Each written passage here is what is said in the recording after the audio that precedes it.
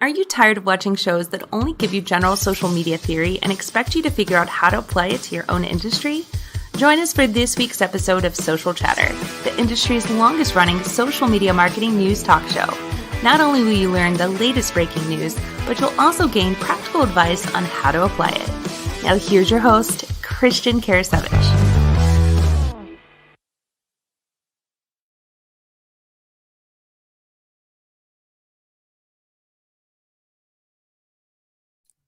Welcome everyone to Social Chatter, your weekly social media marketing news talk show. This is episode 277 with myself, Jem Fuse, and this week's guest, AJ Wilcox. We're really excited to cover just all of the breaking social media news from this past week. There's always quite a bit going on, and here's the thing. There's a lot of noise with some of the updates. However, there are also a lot of useful updates as well rolling out each and every week. For example, this week we're going to be talking about YouTube clips, and this is basically it's a new type of video for your YouTube channel. So we're going to show you how that works. We have a short little demo to walk you through how it works. We're also going to be talking about Pinterest story pins. So Pinterest is getting in on the act of stories. In addition to that, we're going to talk about an update to Instagram regarding your deleted posts. I know a lot of you've messaged me on my YouTube channel about how to recover deleted posts has been in the past, and you weren't really able to do that. But now they've rolled out a new feature. We're also going to talk about some privacy concerns as well with Facebook and iOS 14 coming up. In addition to that, we got some questions for AJ and a couple of really exciting tools to talk to you about, to share with you, actually. So I'm going to go and bring on Jem. And Jem, it's where'd you go? There we go. Sorry. I was like, something happened on my screen. It started moving around. That was really weird. Jem, it's good to have you back in the hot seat. We're going to be talking about obviously YouTube clips this week, but always good to have you back. Any updates you have to share with anyone? Yeah, we've got episode 48 just released of Launch Your Live. Or no, I'm sorry, 46. We recorded 47 and 48.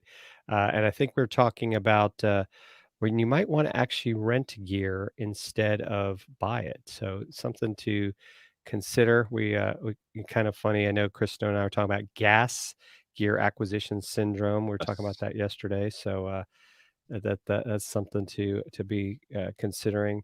And yeah, I would say too some exciting news. Not to say we're going to dive into it, but I know Hopin and StreamYard had a big like I guess mini con yesterday, talking about some of the things coming up, and it's excited to hear that Hopin is going to be releasing a mobile app to go along Definitely. with I think that's going to be great for people that are looking at virtual events. So yeah, some good stuff. And then StreamYard's got a new feature where you can actually now share Yeah. video. Mhm. I saw that when I was sharing the screen for later. So yeah, lots of good things happening. Definitely, yeah. And so if you want to, if you're a StreamYard user, for example, just go check out the StreamYard blog. Sorry, it's StreamYard blog. Go check out the StreamYard Facebook group. We've got some information, more information on that. But without further ado, I'm gonna go and bring on AJ. And by the way, you should totally see my backstage dashboard. So I have a clip queued up for YouTube clips, and then I have AJ here. And upon first glance, you guys look almost identical. So you'll see this here in a second. But AJ, it's good to have you join us. Thanks a lot for stopping by for Social Chatter episode 277. Oh man, so excited to be back. It's always fun. Thanks so much for having me. So I know we were talking beforehand, we were talking about your background, for example. And, I asked the question, I was like, hey, is that a real background? Is that, is it a virtual background? I mean, because here's the thing, backgrounds are getting to be just extremely realistic to the point where like you can't distinguish between the real and the virtual one sometimes. But it's always good to see a good change of scenery as well. But do me a favor, tell our viewers and listeners, tell them a little bit about yourself. Like, who are you? What do you do? What do you specialize in? Sure thing. I've been in digital marketing for about the last 13 years. About 6 years ago, I fell in love with LinkedIn ads and started Mhm. an agency called b2linked.com. Okay. And we're an ad agency that specializes only in LinkedIn ads. So definitely one trick pony and proud of it. But that's a good one trick pony, right, Jim? Oh, absolutely, absolutely. I mean, LinkedIn is the premier B2B platform, and so if you're looking to do business with other business owners or companies, I mean, that's the place you want to be. And I don't think AJ would definitely know this, and we've talked about this before, but I don't think enough people take advantage of LinkedIn ads, and I think they've got some great features in there. Yeah, Definitely. the big thing that everyone overlooks is that the money is in B2B, and LinkedIn is amazing for B2B. We tallied it up, and it's 70% of the Fortune 1000 are B2B. So you're like, huh, well, that's where the money is at. Like, that's probably a good place to go. Yeah, that's always a good point. I mean, that's one thing people need to keep in mind, especially if you're a marketer. You're going after the little tiny sliver of pie. And here's the thing: everyone else is going after that same sliver. And as you mentioned, B2B, definitely that's where the money's at. So, we're gonna have some really good questions for you later on in the show. But Jem, where do you want to start from a topic standpoint? Yeah, let's start with YouTube clips. So what do we have going on here? So YouTube clips are what is this? I mean, is this a TikTok alternative, Reels alternative? No, what they're doing is they're giving you a way to repurpose your video by taking shorter pieces out of it and then being able to share it as a YouTube post, so to speak, and then get people to maybe go back and watch the rest of the video. This is I don't know if you want me to go ahead and I'll just play this and they'll kind of Yeah, sure. Let's demo. turn the sound, but yeah, make sure you turn Yeah. the sound down, and then let's show people what this is. And that's cool. Yours is on the side. That's pretty cool. Okay, so mine's stacked. Nice. I'm an engineer on YouTube Gaming, and today I'm here with my teammate Salahuddin.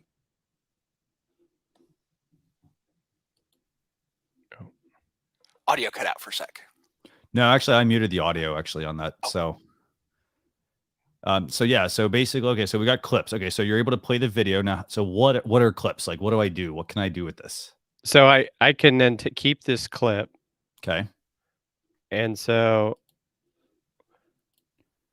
what'll happen is, we can take different parts of this video and decide to trim it, create a title with it, and then we can then share it out to our network. And then the idea is it'll give them the ability to go into the video. Now, the other thing, though, that's probably more exciting is this can be used with live streaming on YouTube. Okay. So you could take a clip of a live stream, Yeah.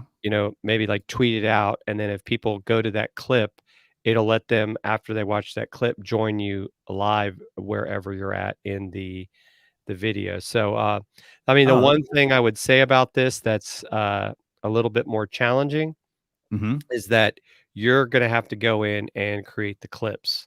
Whereas a program like Lately that we talked about a few weeks ago will go and find these clips for you based on using artificial intelligence. So a little bit more of a manual process, but definitely maybe I think it's more interesting for me from the live stream perspective of, okay, as an example, maybe AJ just says this great nugget while we're live on YouTube. I take that nugget, share it, and on, say, something like Twitter, and then get people to come back to the video. So I think that's, for me, that would probably be the bigger use case that I think is exciting. So how do I access this clips feature? So I see the panel on the right-hand side, but how do I get to clips to begin with? Yeah. So what's going to happen is, and let me see if I can get back to the video. So you can see here in the menu, when you're given the access, there's going to have this ability here, this little scissors clip on the video, and this is rolling out to desktop and to Android, and it's coming for iOS. So you may, I haven't seen it on my dashboard yet. This is actually the creator, what they call the channel, the content creator insider. This is giving people a chance to play around with it a little bit in order to see how they're doing. And so you can see they've got the chapter. So maybe you want to start the clip with a chapter that you've got in here, because so these guys are using all the features that are available. So I think it's a great new feature. But you'll see right here where the clip thing is, and so we want it, like, so if I were to go here, I think, and then say clip, it starts from there, and it'll let me lengthen the clip. Yeah. So maybe I want to say I want to go to 210. 219. Yeah. And so we've now made the clip later, and then I can add a title. Nice. Very nice. Yeah. And it's it's so there's a couple features. So one thing people need to know is it's 5 to 60 seconds is how long the clip needs to be. Right. You look for the scissor icon. It says clips on it. You click on that. It's going to open that side panel there. You're going to then be able to select the portion. You can either drag the box to the section. As Jen mentioned, you can also move the playhead to where you want it to go. And then you can expand to the left, the right, and to get your clip. In addition to that, you just need to add a title. And then when you create the clip, it's going to give you the share options that you'll have at that point. Now, with those share options, I know, Jem, it's going to show you, I think it's going to show, let me see. So it's going to show the, let me look at this real quick. I think it's going to give you, what do you got there? So yeah, so you can email it, you can post to Facebook, Twitter. Yep. What else, is there anything else like email, talk, and then Reddit, and then let's see what else we've got. You can share to LinkedIn, nice, Pinterest, some of these other sites I've never heard of there, and then and Tumblr as well. Or you can just copy the link. You can also just copy the link as well. And then I think if you go to the first one, there's an embed option as well, right? Yes. So that should theoretically give you, if you think about it, an embedded clip that you can put into a blog post, for example, if you want to, and so forth. So looks like a very useful feature. What do you guys think about this? I mean, from a business use case, like if I'm a business, should I be using this? I mean, I sure think so. I'm actually really excited about this. It's unfortunate. My first thought about it was, wow, we're about to get a lot more funny animated GIFs out on the internet. Just so easy, especially for individual followers of certain creators that may not be super mainstream. How many of these people are going to go and start like grabbing funny clips from YouTube videos? But I mean, we do this in podcasting so often. We've got this 60-minute long episode, but we want to give you just a nugget on social media so that you'll say, oh, that does sound like a good episode. And now we're going to get the same thing on YouTube. And when I look at my YouTube suggested stream, and I can spend hours in there, it's really rare when I see a video that's under like 13 minutes. And I would much rather go through some clips to decide what's worth spending 20 minutes on. Great point. I think that's part of the challenge in general, right? We do these interview shows and there's a lot of great information, but then people are like, I really don't have time to watch the whole thing. But if I can take a portion and draw the audience back to watch more, I think that's where, and it seems to be in general, this whole move towards short form video in general is all the rage. Yeah. I think, I mean, I like that they're rolling this out. I really do. I mean, I think that's super, like there's so much here I think that you can work with. I mean, the fact that like it's extremely easy to create YouTube clips. To me, that's just fantastic. I like the live streaming aspect as well, Jem, that you mentioned, for people to be able to do this. Now, this is where I could see somebody, if I'm a business, I probably want to have a producer that's helping me with some of this because, to your point, if I'm trying to run the broadcast and I'm also trying to actually create these clips on the fly, that's the only downside I see to this. I think at some point, artificial intelligence will take over. They'll end up doing some sort of feature where it automatically generates it, maybe while it's going on. But I like this a lot. I really do. And I love the ease of use. And, I don't really care that like, hey, it's just desktop and Android for now. That's kind of to be expected because it's Google/YouTube. And so they're going to probably want to have that Android version first and then come out with an iOS option. So definitely worth checking out. Anything else you guys want to add about YouTube clips? No, I mean, I think it'll be worth trying, for sure. But and I'll be curious to see what people start. I mean, it kind of goes along with what they're doing with shorts, right? They're trying to get people to create more short content. It's really to compete with, the TikToks and all the story platforms across the board.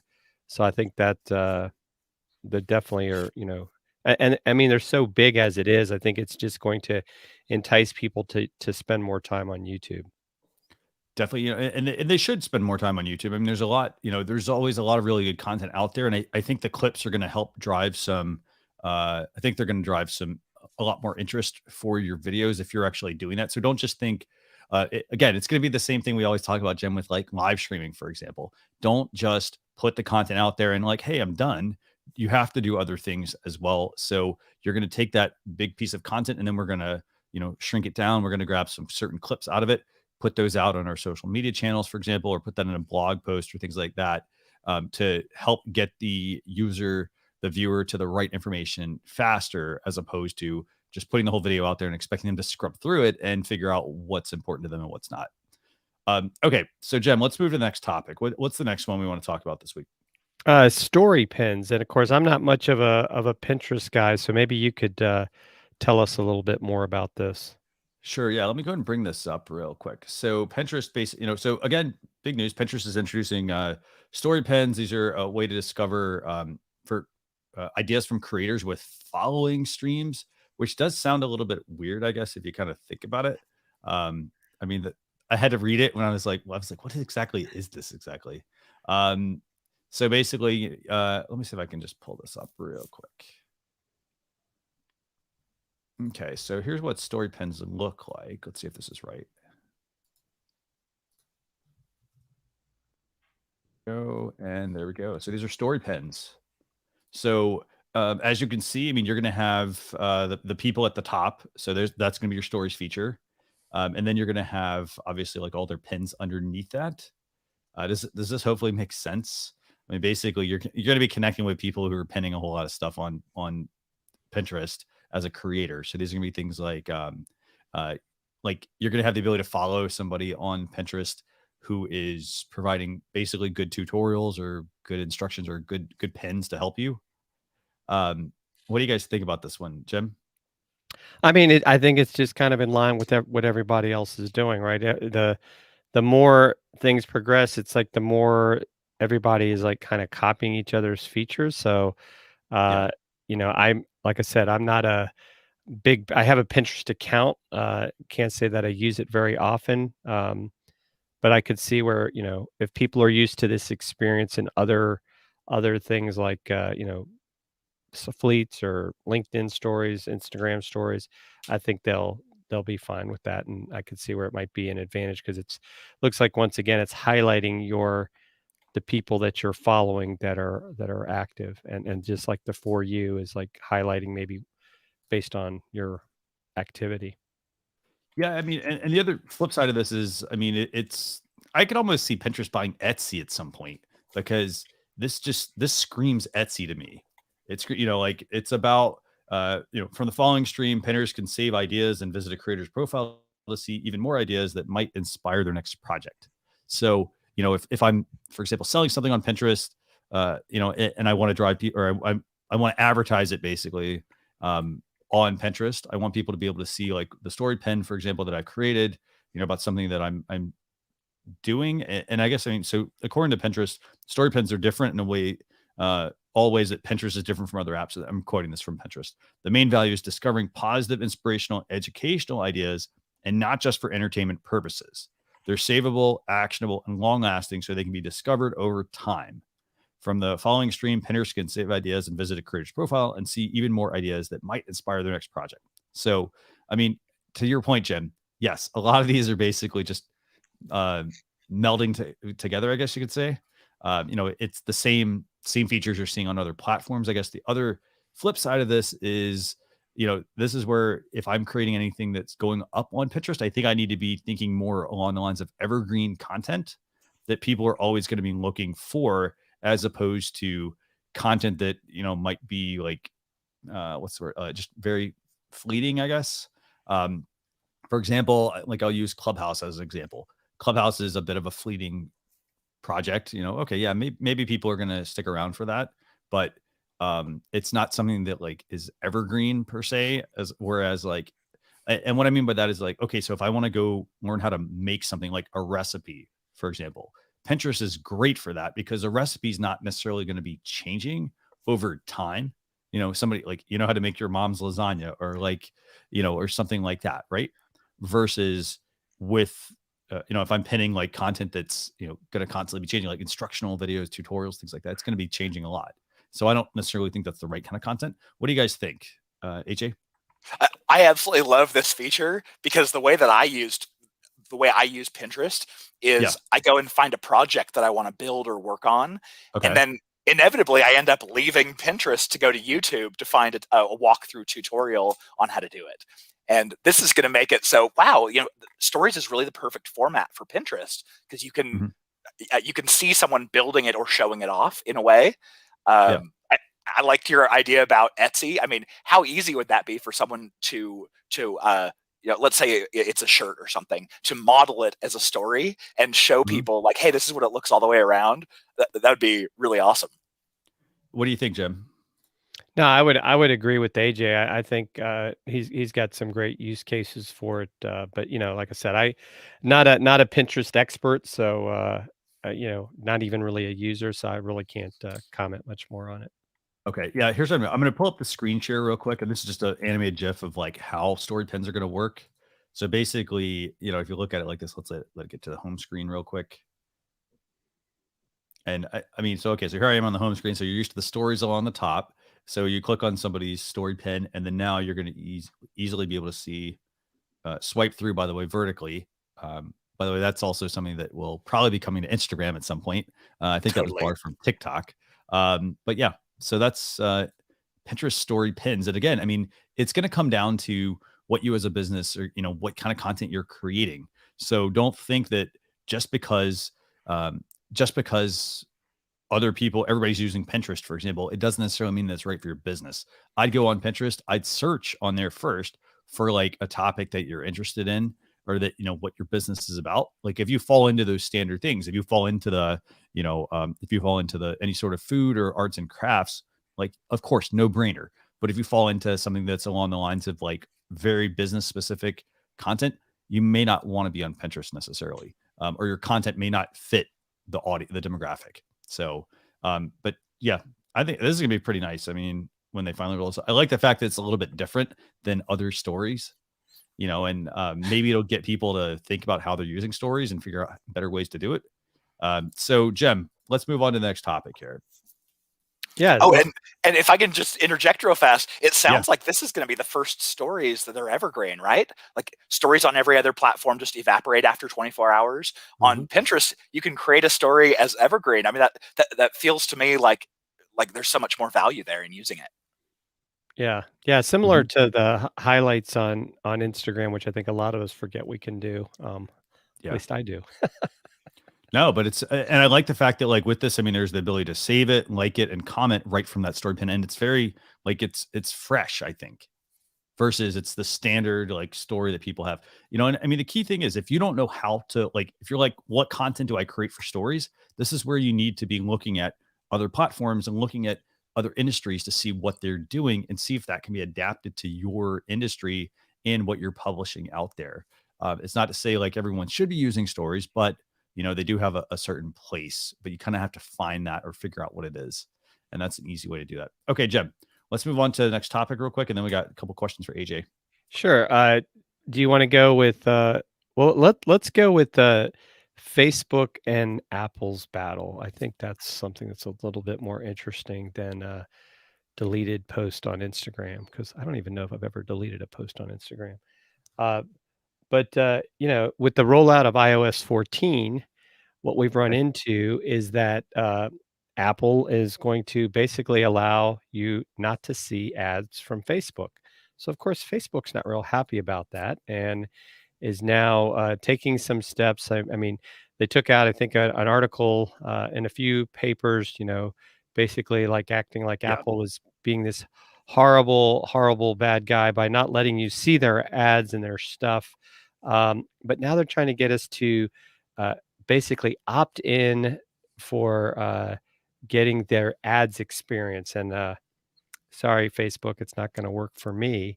I like not seeing ads personally. And so this is a whole fascinating thing, because we're talking about privacy versus, giving people access to your data. And, I think we as consumers have a right to opt out of these things, and it shouldn't be, nefarious, so to speak. So, I mean, Facebook, Apple, both publicly traded companies. There's been a lot of, we'll just say noise concerning Facebook over the last few months, people leaving the platform, supposedly for good because they feel like they're being censored. And, we talked about this before the show, Christian. I mean, the reality is it's not they're not really violating your First Amendment rights, right? It's Right. their platform. You can still go say what you want to say. You can create your own website, say what you want to say.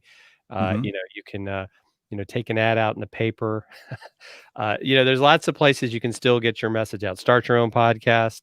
Yeah. So don't blame it all on Facebook. But I think it's just interesting that, one of the big revenue generators for Facebook, I think this is their fear, is that now people are saying, well, look, I'm spending all this money on ads and I'm not getting the results.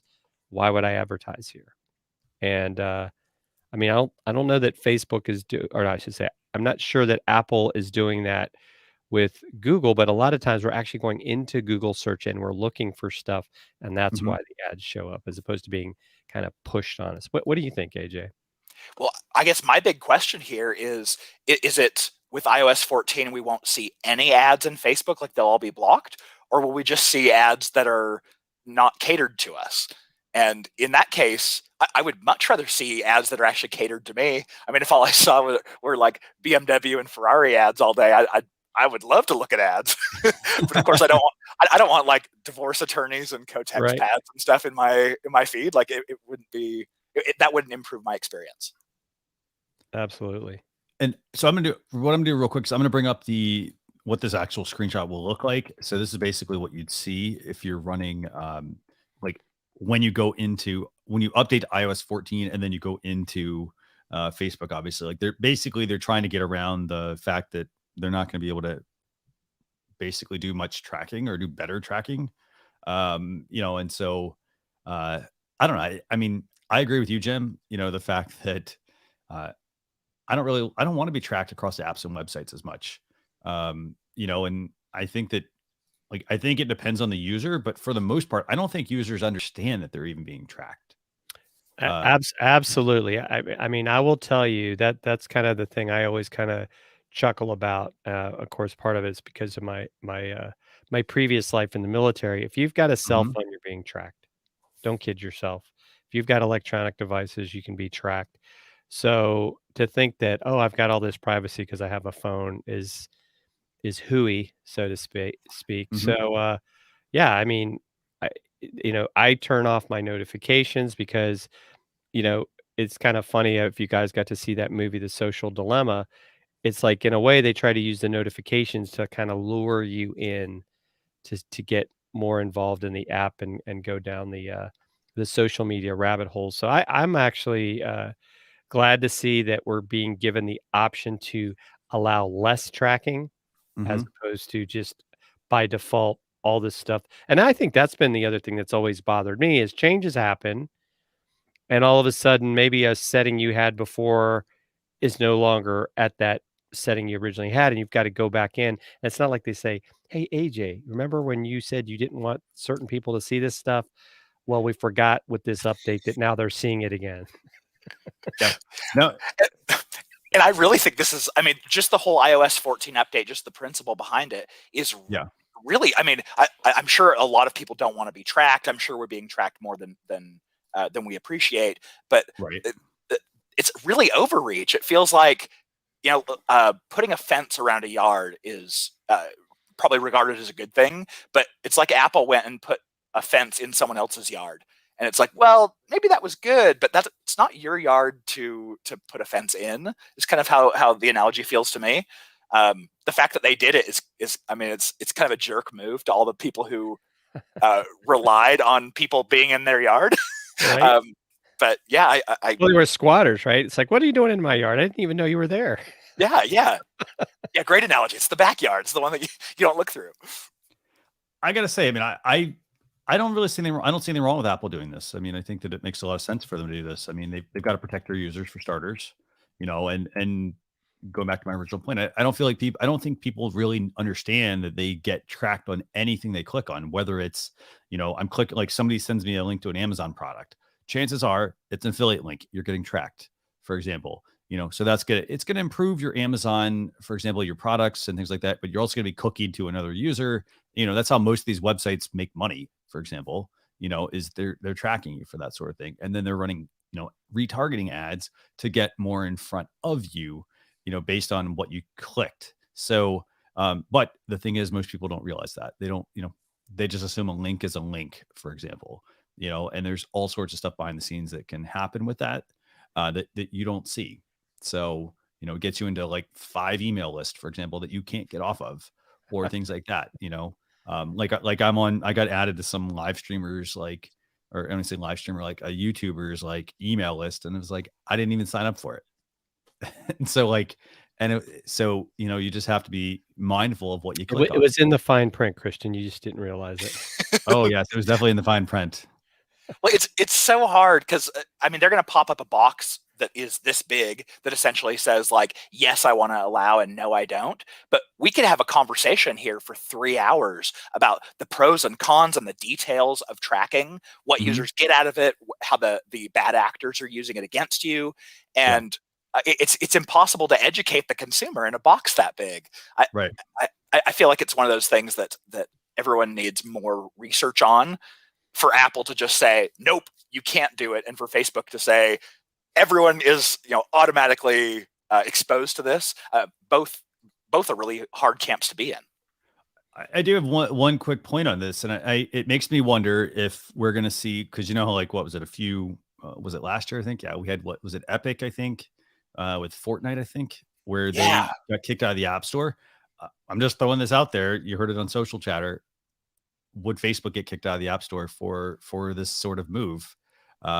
Because again, it's not their playground to set the rules, but just throwing that out there, and the other side to that, by the way, is that if Facebook generates a lot of their revenue off of ads, for example, a lot, meaning most of their revenue, they also, if you're a business and you're in a similar situation, you need to consider alternate means to generate revenue. It's not about like you hear people talking about like passive income, for example, and that's not, it doesn't work that way. Like if you're generating, for example, passive income off of you tracking somebody, then, you still need to come up with some alternate ways when these things get shut down or when they change the rules on things. I don't say change the rules, but when things change. So that way, like your revenue is not going to go off a cliff, basically. Well, you bring up an interesting point, Christian, but here's how I kind of look at it. Yeah. I don't think Apple would kick Facebook off of the iOS store. No. But because here's the thing, they're not allowing the ads piece to kind of go outside of the app into people's phones, based on that.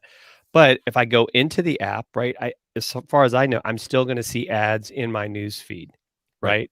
Mm-hmm. So it's like, hey, you got to get people into the app if you want them to have that experience. But why should I just allow you to just, go out there and draw data off of people's phones? Because I don't know if, how the arrangements work between these companies when they get on the iOS store. Right? Because we just download Apple for free. Right.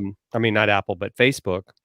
Yep. But in the other aspect, it wouldn't necessarily be to Apple's advantage to ban Facebook from because then you'd have, literally, I could maybe say billions of upset people, not just millions. But then, it goes back to, there are, it's just funny, right? Like I deleted the Facebook app off my phone. I'm getting so much more done. So people are deciding if they're going to do Facebook, they're going to do it on desktop or maybe a tablet as opposed to having it on their phone. So it's just an interesting dynamic that's going on with how people are looking at these social apps. And then of course, you talked about Clubhouse earlier. Right now, right? Clubhouse is an iOS only app. And so you have some of the Android folks like, hey, when are we going to get to play? And then you have some Android folks, I don't care, you darn Apple people. So it's so you do have that kind of two camps, right? The Android versus the iOS folks, and then even the approval process sometimes for an app to be on both platforms. In fact, that's what I found funny is that was because I know that they're pretty stringent with their security, but Clubhouse got onto the iOS, but it's like, well, why didn't they get on Android at the same time? But apparently they're working on it. So there's hope, AJ.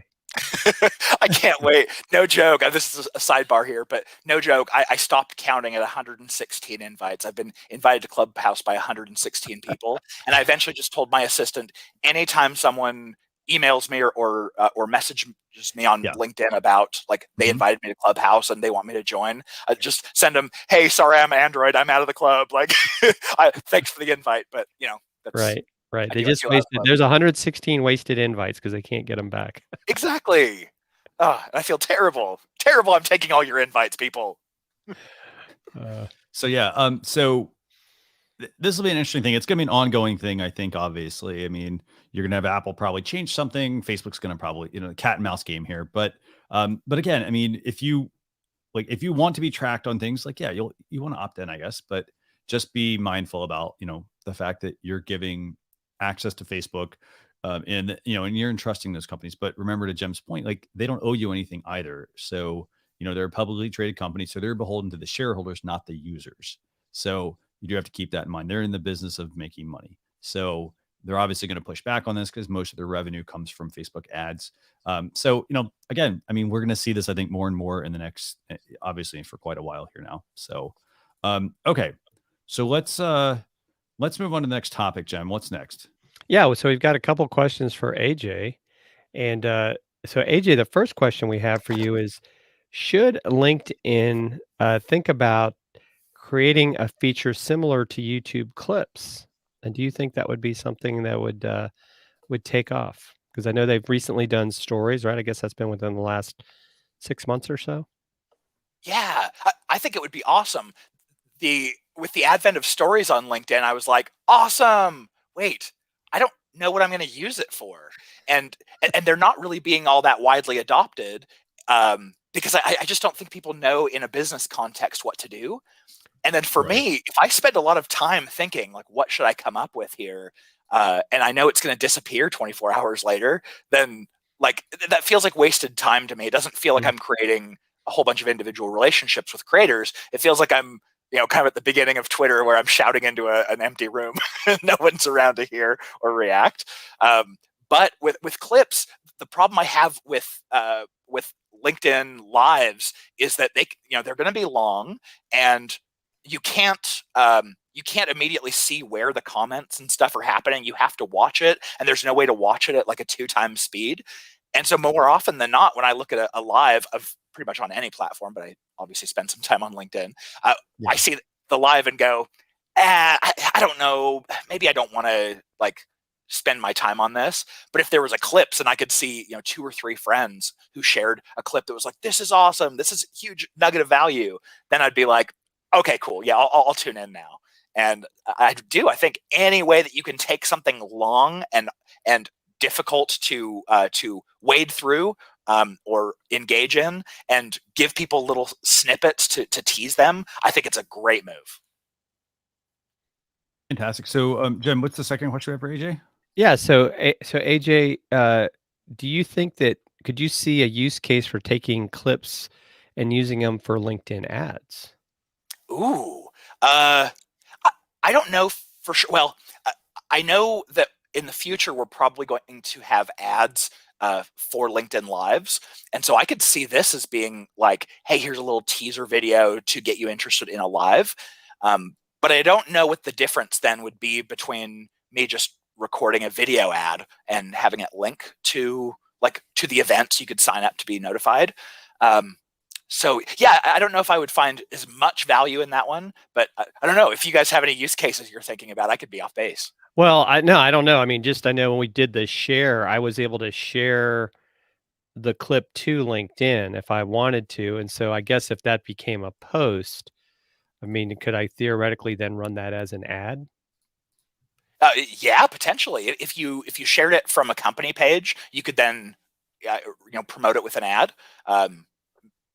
I think as long as we could get the original file, it's generally better to upload a file natively into LinkedIn or really any social network rather than cross-posting from YouTube, because it should get better reach. But if it doesn't get neutered too much in the feed, I think that'd be great to try.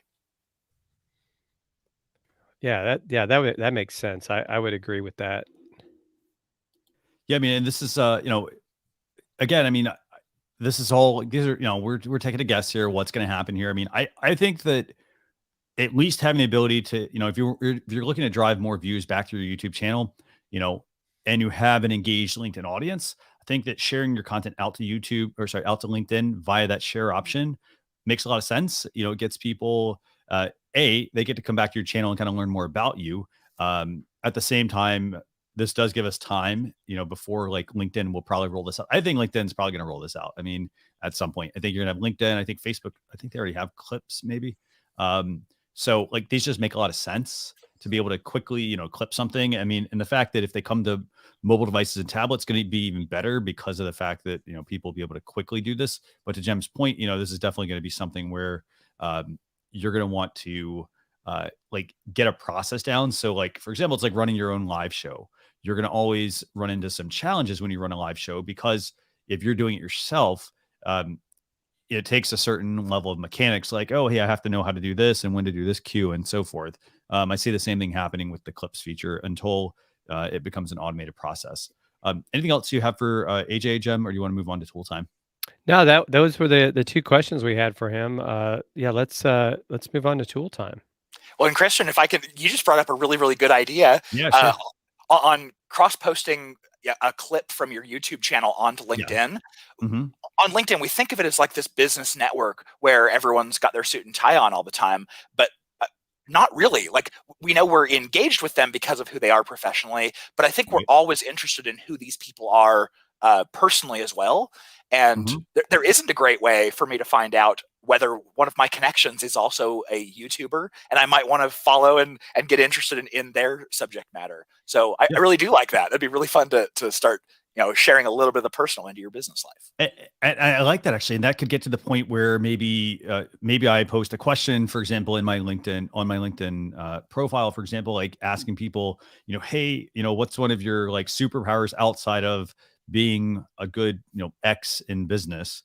Then let me and then that could like easily contribute to somebody creating shorter clips, for example, saying, hey, you know what, in addition to this, I do I like to do this on the weekend. And it's not sharing that whole video or sending them back to like the specific point in the video. It's like, there's the tiny little clip, let them watch it, and then send them back to like the original content if they want to check out more. So, it's about finding like what it is that, like, learning more about what people do and using that to better engage with them. So awesome. So we're going to move into tool time. Jem, do you want to talk about the first tool we have? Yeah, the first tool is SavvyCal, and it's a scheduling tool, I guess you could say, with a twist. I'm a big fan of Calendly. I know you use I think it's Harmonizely. Yep. And what it lets you do, though, where this is different, is like when I send a scheduling link out, it's based on my calendar. This one with SavvyCal kind of gives both parties the option to offer up some times for you to get together. So so apparently, I haven't personally run across it, but some people don't like when you give them a calendar link and they have to pick from your times.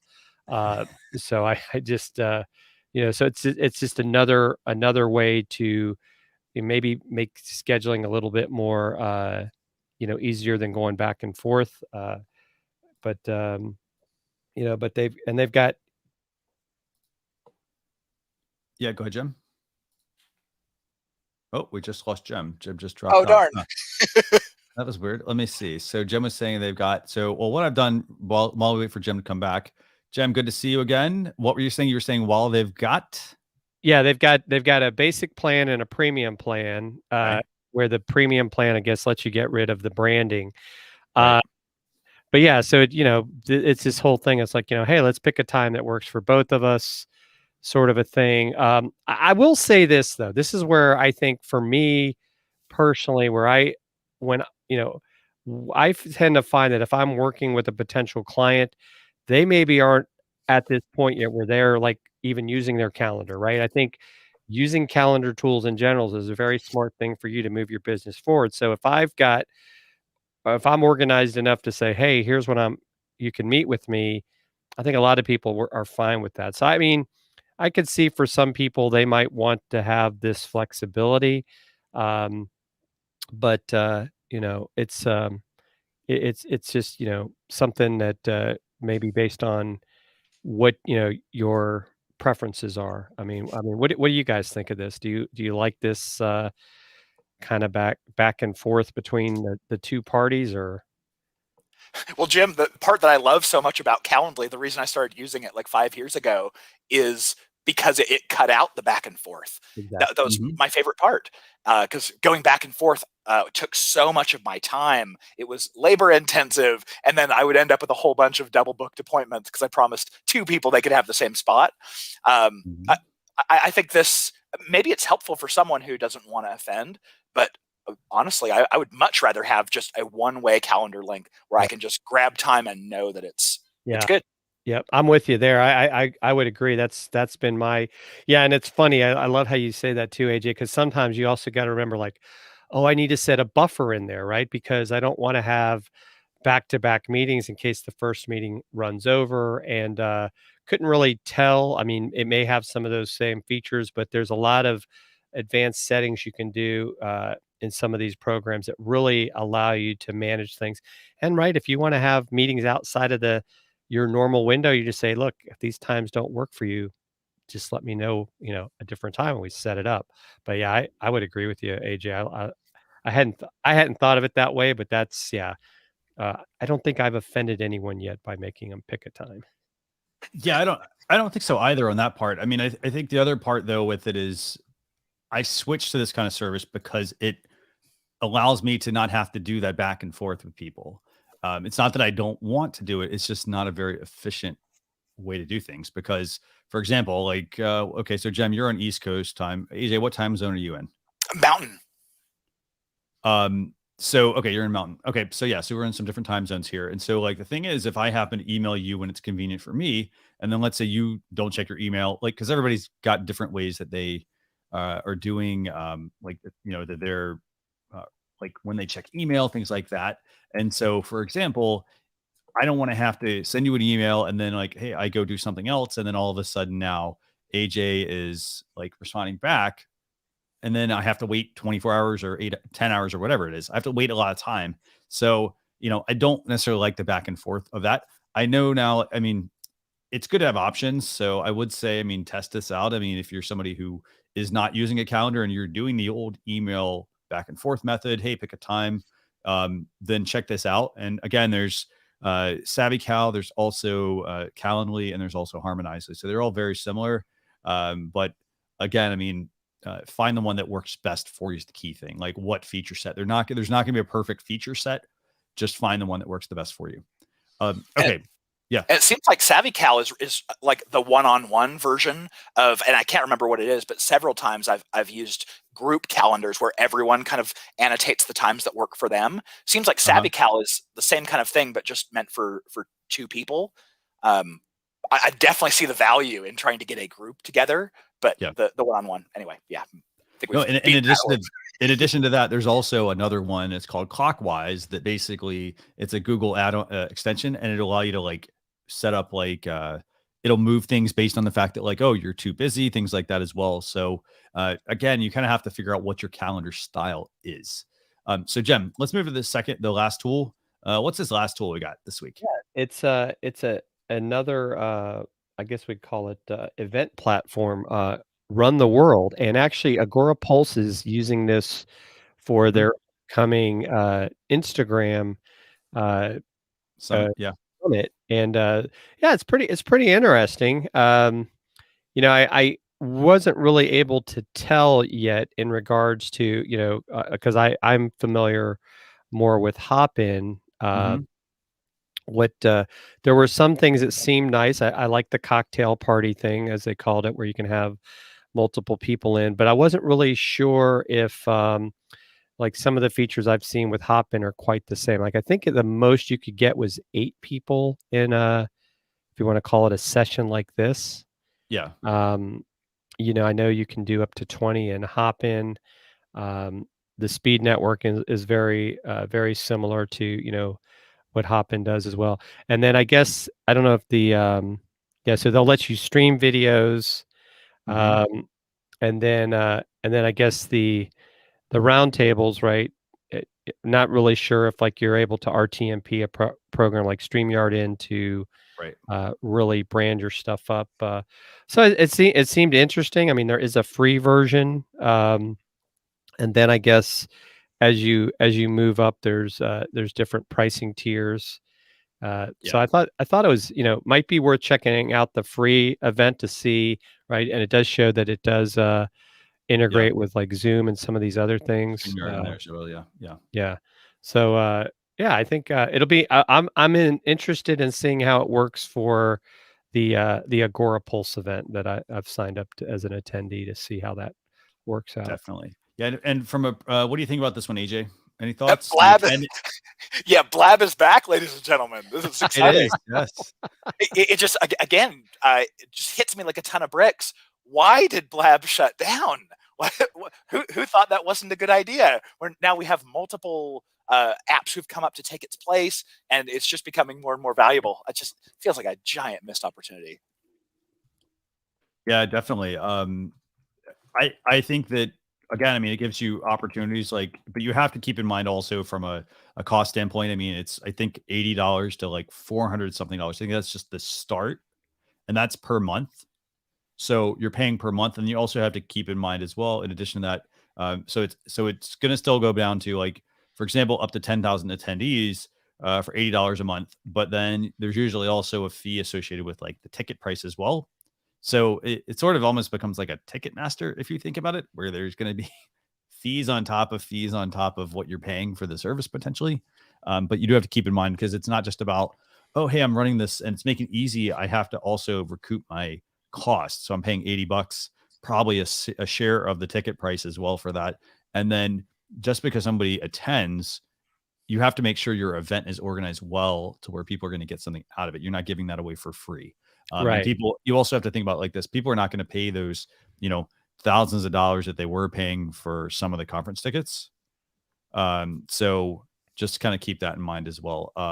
Yeah, You know, and the other thing too, Christian, I think people Yeah. have to remember this, even like with great products like StreamYard is, people are always like, oh, I want this stuff free. Well, this is server space, this is developer time. I mean, so There's there a is lot no of good. such thing as a free lunch. I mean, so to pay even a subscription fee to have the basic version of StreamYard, you're getting something out of that. And I think it's the same with these other platforms. But really, I think it goes back to if you want to call it business in a sense 101. What is your purpose? What is your why?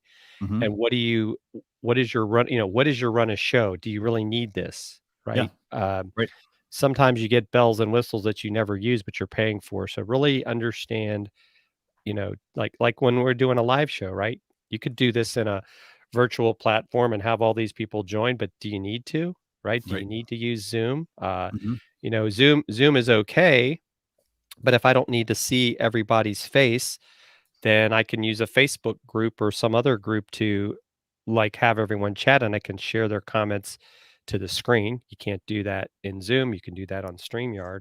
So it's just these, I think sometimes people just take the quick way, like, oh, well, we'll just get everybody on a Zoom. And then, then you're watching people, forget that that their camera's on and they're running into the bathroom and all kinds of things like that. No. I mean, you make really good points. I mean, again, it's also like you'll hear us talk about this a lot. It's not about all the fancy equipment that you buy or the tools or whatnot. Like we don't recommend. We're not pushing tools on people. We want you to learn about it and then say, hey, you know what? This is something that could be useful for me. Something that might not be useful. So definitely check that one out. So with that, I want to go ahead and let me go ahead and just pull a couple of things. I'm just going to run through just the rest of the show. I mean, I want to thank AJ for joining us. Again, I mean, we're going to have a blog post going out on this, but I want to thank AJ for joining us. AJ, so where's the best place for people to get in touch with you? If as long as you send a personalized invite, let me know that you heard me on Jim and Christian's show. Yeah. Send it on LinkedIn. Just search for Okay. AJ Wilcox, and you'll see Very a cool. chubby ginger smiling at you. Fantastic. Yeah, and I think all your social media channels are all the same. They're Wilcox AJ, I think, right? So Yeah, yep, pretty much. very useful. And plus, if anyone is super interested in LinkedIn ads, check out the LinkedIn Ads Show podcast that I'm the host of. But otherwise, yeah, follow me on LinkedIn. I share all my best stuff there. Fantastic. Awesome. And Jem, what's the best place for people to get in touch with you as well? Yeah, best place to get in touch with me, I would say, would be LinkedIn or Twitter. And also, recently we did an episode with AJ on Launch Your Live. So go check out the Good, yeah. YouTube channel and watch that interview. It was a lot of fun. And AJ was in his other office. With a better mic. So, but that was a lot of fun. So yeah, so you can also listen to the podcast episode of that as well. But yeah, so great to have you here, AJ. And yeah, it's hard to believe, Christian, but I think about the beginning of March, we're going to hit episode 50 of Launch Your Live. We are, yes. I mean, it's been going fantastic. We're talking a lot of interesting topics. I know we talked with AJ about running, I think LinkedIn. I think we talked about LinkedIn ads for LinkedIn with LinkedIn Live, or we talked about a lot of those features. So it's definitely something really enjoyable recording it and just putting it out there for everyone. So if you haven't checked it out, go check out Launch Your Live, the podcast, just on your favorite platforms. Now, in addition to that, just a couple of quick wrap-up notes here. We also have the blog post recap for this show, going to go out this weekend. There's also the Alexa flash briefing as well. So if you want the short 10-minute recap, that's basically me going through all the topics. Check that out as well. That's on your Amazon Alexa or your Echo device, or also on your smartphone. You can also check out the app as well, so you don't have to have an Amazon Echo device. In addition to that, don't forget, we're going to be joined next week by Scott Ayers. We're going to be talking with him. He works for Agora Pulse. So we're going to be talking with him, see what experiments he's up to. And that's going to be on YouTube or Facebook /Social Chefs. But with that, I want to thank everyone for watching, and we will see you all next Thursday, 10 a.m. Eastern Standard Time. So have a great weekend, everyone. Bye.